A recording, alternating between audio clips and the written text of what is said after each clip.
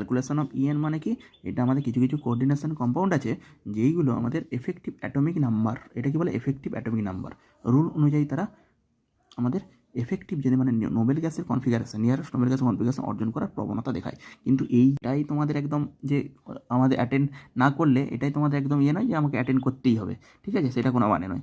করতেও পারে মলিকিউল, নাও করতে পারে।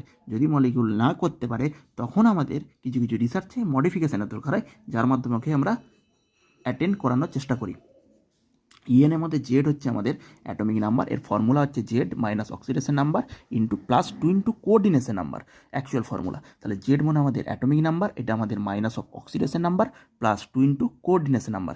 এবার জেড হচ্ছে আমাদের কি অ্যাটমিক নাম্বার, অ্যাটমিক নাম্বার মানে কি, যেমন স্ক্যান্ডেনিয়াম, যেমন আমি মনে করো যেমন পটাশিয়াম বলে দিই, বা তোমাদের ধরে নাও ফ্লোরিন বলে দিই, তাহলে 9 অ্যাটমিক নাম্বার। সেরকম কপার, এই আমাদের হচ্ছে 20 পর থেকে যেমন সন্ধিগত মৌলগুলো যেগুলো আছে, স্ক্যান্ডেনিয়াম, টাইটেনিয়াম, ভ্যানাডিয়াম, ক্রোমিয়াম, যেমন পড়ে আসছো তোমরা নাইট্রোজেন, ফসফরাস, এইগুলো ওইগুলো পি ব্লকের। এখানে যেমন স্ক্যান্ডিয়াম, টাইটেনিয়াম, ভ্যানাডিয়াম, ক্রোমিয়াম, তোমার ম্যাগনেসিয়াম, তারপর হচ্ছে তোমার হচ্ছে আয়রন, কোবাল, নিকেল, সিউ, জেডেন, এইগুলো যেগুলো আছে আমাদের, ঠিক আছে।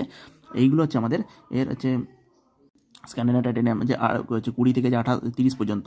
এখানে কি আছে, স্ক্যান্ডিয়াম, ভ্যানাডিয়াম, ক্রোমিয়াম, এমএন, তারপরে হচ্ছে এফি, সিও, হচ্ছে নিকেল, সিউ, জেডেন, এগুলো তোমরা জানো। তার মানে অ্যাটমিক নাম্বার দেখো, কপার দেখো কত হচ্ছে, অ্যাটমিক নাম্বার 29। আর যেহেতু এখানে চার্জ অক্সিডেশন নাম্বার কি, অক্সিডেশন নাম্বার যেহেতু আমাদের এই যে মেটাল আছে দেখতে পাচ্ছ, মেটাল মানে কি আমাদের এক্স ধরে নিচ্ছি, তাহলে এক্স ধরে নিলে হচ্ছে এখানে এক্স। আর এখানে দেখো এক্স, এখানে এর তো কোনো চার্জ হয় না, তাহলে এটা সমান ইকুয়ালস টু +2। এবারে দেখো একটা কোঅর্ডিনেশন এন্টিটির বাইরে যে চার্জটা হয় সেটাই এর অক্সিডেশন নাম্বার হয়ে যায়, ঠিক আছে। তাহলে এটা 29, এইটা হচ্ছে -2 oxidation number +2 into coordination number. Coordination number মানে দেখো না, 4টে আমাদের লাইগ্যান্ড আছে, তাহলে 2 ইন্টু 4 মানে 35 এর কি। তাহলে এটা আমাদের কোনো নোবেল গ্যাস অর্জন করছে না, কিন্তু পরেরটাই দেখো, এটা আমাদের যেই মেন্স অপশানে দিয়ে দেয়, এইটা আমাদের করে যাবে VCO6 নেগেটিভ। এটা অনেকে মনে রেখে দেয় কীভাবে, দেখো এপিটাইনিয়াম নাম্বার এটা মনে রাখা থেকে ক্যালকুলেশন করে নিতেই পারবে। জেড ভ্যানাডিয়াম, ভ্যানাডিয়াম কত, স্ক্যান্ডিয়াম, টাইটেনিয়াম, ভ্যানাডিয়াম মানে 20, 21, 22, 23। তাহলে এর অক্সিডেশন নাম্বার কত হচ্ছে, এটা যদি এক্স ধরে নাও, এক্স মাইনাস, তাহলে ইকুয়ালস টু এদিকে কত হচ্ছে -1, তাহলে এর হচ্ছে অক্সিডেশন নাম্বার -1। কিন্তু এখানে সাইনটা মনে রাখবে, ঠিক আছে, সাইনটা ভুল করে দেওয়া -1।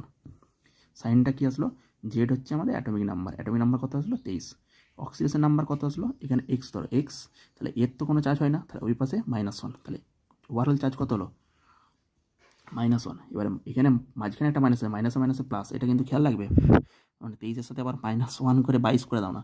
23-এর সাথে এটা হচ্ছে অ্যাকচুয়ালি 23-এর সাথে কত হবে +1, 24 আর 12, 24, 12, 36, ঠিক আছে। এই হচ্ছে আমাদের অর্জন করে যায় নোবেল গ্যাসের কনফিগারেশন। আর এইটাতে যদি আমরা দেখো, এটাতে দেখবে দেখো K4 মানে কি, এই শুধু আমি কমপ্লেক্সটা করে নেবো। কমপ্লেক্সটা মানে কি, এটা দেখো K4 মানে কি, এটা ভেঙে গেলে কি হচ্ছে 4K+ হয়ে যাচ্ছে, আর এফিসিয়েন্সিটা এখানে